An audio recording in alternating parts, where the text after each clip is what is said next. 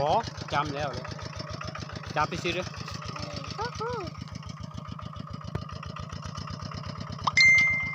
ไปเลยวันนี้ห้ามต่อมาอีพอไทยหน้าเนาะจับเดี๋ยวแตงนี่นะครับผู้ไทยนะครับ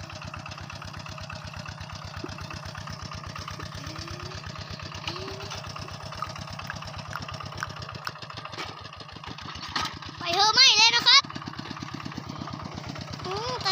ตัดเลยนะครับนี่นะครับผู้ไทยหน้านะครับ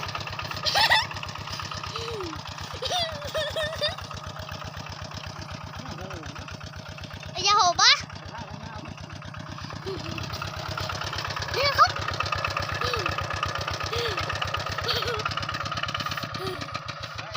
ฮะเลนก็หายก็ไปเลย